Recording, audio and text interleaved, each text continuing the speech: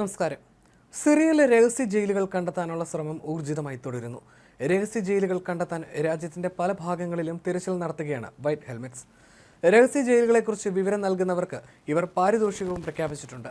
തടങ്കൽ കേന്ദ്രങ്ങളുടെയും രഹസ്യ ജയിലുകളുടെയും വിവരങ്ങൾ നൽകുന്നവർക്ക് $3000 സംഘടന വാഗ്ദാനം ചെയ്യുന്നത്. രഹസ്യ ജയിലുകളിൽ പ്രവർത്തിച്ചിരുന്ന മുൻ സുരക്ഷാ ഉദ്യോഗസ്ഥരുടെ സഹായവും ഇവർ തേടിയിട്ടുണ്ട്. സിറിയയിലും തുർക്കിയിലും അടിയന്തര സേവനങ്ങൾ നൽകുന്ന സന്നദ്ധ സംഘടനയാണ് വൈറ്റ് ഹെൽമെറ്റ്സ്. രാജ്യത്തെ നിരവധി ഭൂഗർഭ രഹസ്യ ജയിലുകളാണ് പ്രസിഡന്റ് അസദിന്റെ ഭരണം അവസാനിച്ചതോടെ വിമതസേന കണ്ടെത്തിയത്. ഇവിടെ അനധികൃതമായി തടങ്കലിലാക്കിയിരുന്ന ആയിരങ്ങളെ മോചിപ്പിക്കുകയും ചെയ്തു. ഇനിയും കൂടുതൽ രഹസ്യ അറകളുണ്ടെന്നാണ് കണക്കുകൂട്ടുന്നത്. തടവിലാക്കപ്പെട്ട 10,000-കണക്കിന് ആളുകളെ ഇനിയും കണ്ടെത്താനുണ്ട്. ഇവർക്കായി കൂടുതൽ രഹസ്യ അറകൾ ഉണ്ടോ എന്നറിയാൻ വലിയ രീതിയിലുള്ള പരിശോധനയാണ് നടത്തുന്നത്. ഇതിന്റെ ഭാഗമായിട്ടാണ് ഇപ്പോൾ പ്രതിഫലമടക്കം പ്രഖ്യാപിച്ചിട്ടുള്ളത്. അസദിന്റെ ജയിലുകൾ കശാപ്പുശാലകളായിരുന്നുവെന്ന് വൈറ്റ് ഹെൽമെറ്റ്സ് തലവൻ റൈദ് അൽ സലാഹ് പറഞ്ഞു. ഈ ജയിലുകൾക്കുള്ളിൽ നരക ജീവിതമായിരുന്നു തടവുകാർ അനുഭവിച്ചത്. ഇന്റലിജൻസ് ഉദ്യോഗസ്ഥരുടെ നേതൃത്വത്തിൽ ജയിലുകളിൽ അതിക്രൂരമായ പീഡനങ്ങളാണ് അഴിച്ചുവിട്ടിട്ടുള്ളത്. തങ്ങൾ കണ്ടെത്തിയ പലരുടെയും അവസ്ഥ വളരെ ദയനീയമാണ്. പലരുടെയും മനോനില തെറ്റിയിട്ടുണ്ട്. എല്ലുകൾ ദുർബലമായിരിക്കുന്നു. ദിവസവും ഈ ജയിലുകളിൽ ആളുകളെ കൊല്ലാറുണ്ട്. നിരവധി മൃതദേഹങ്ങളാണ് ഓവനിൽ നിന്ന് കണ്ടെത്തിയതെന്നും അദ്ദേഹം പറഞ്ഞു. ദമാസ്കസ് നഗരത്തിലെ സെറ്റ്നായിലുള്ള ജയിലിൽ ദിവസവും 50 മുതൽ 100 പേരെയാണ് കൊല്ലുന്നത്. രാജ്യത്തിന്റെ വിവിധ ഭാഗങ്ങളിലെ ചത്തുരങ്ങളിലും വധശിക്ഷകൾ നടപ്പാക്കാറുണ്ട്. തിങ്കളാഴ്ച 50,000-ഓളം പേരെയാണ് മോചിപ്പിച്ചത്. 1.5 ലക്ഷത്തോളം പേരെയാണ് പല സമയങ്ങളിലായി അറസ്റ്റ് ചെയ്തിട്ടുള്ളതെന്നും അൽ സലാഹ് പറഞ്ഞു. അസദിന്റെ സൈന്യം പിടികൂടിയ 1 ലക്ഷത്തോളം പേരെ ഇനി കണ്ടെത്താനുണ്ട്. ഇതിൽ പലരും കൊല്ലപ്പെട്ടിട്ടുണ്ടെന്നാണ് വിവരം.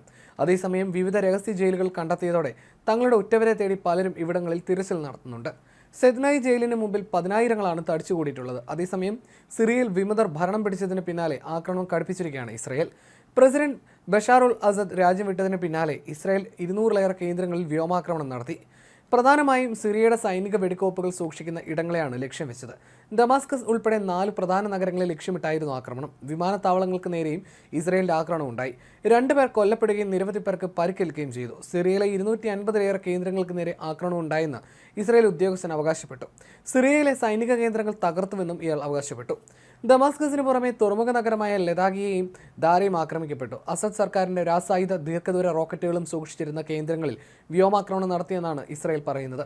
ഇവ തീവ്രവാദികളുടെ കയ്യിലെത്താതിരിക്കാനാണ് ഇത് ചെയ്തതെന്നും ഇസ്രയേൽ വിദേശകാര്യമന്ത്രി ഗിദയോൻ സാർ പറഞ്ഞു.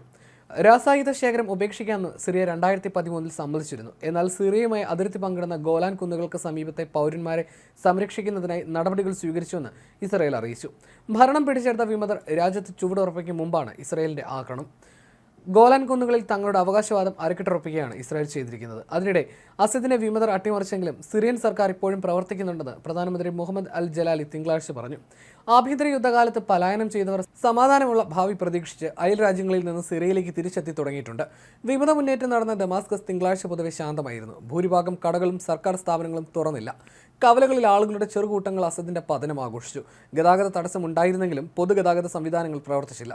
ചിലയിടങ്ങളിൽ ആയുധമേന്തിയ സംഘങ്ങൾ തെരുവുകളിൽ നിലയുറപ്പിച്ചിരുന്നു. അതിനിടെ അസദിന്റെ സഹോദരനും സൈന്യത്തിന്റെ 4ാം ആർമേഡ് ഡിവിഷന്റെ തലവനുമായ മെഹറിന്റെ സഹായി മേജർ ജനറൽ അലി മഹ്മൂദിന്റെ മൃതദേഹം ദമാസ്കസിലെ ഓഫീസിൽ കണ്ടെത്തി. മഹ്മൂദ് കൊല്ലപ്പെട്ടതാണോ ആത്മഹത്യ ചെയ്തതാണോ എന്ന് വ്യക്തമല്ലെന്ന് യുദ്ധനിരീക്ഷകരായ Syrian observatory for human rights പറഞ്ഞു. 2011-ൽ അസദിനെതിരെ ഉയർന്ന ബഹുജന പ്രക്ഷോഭത്തെ അടിച്ചമർത്തുന്നതിൽ മുഖ്യ പങ്ക് വഹിച്ചയാളാണ് മെഹർ.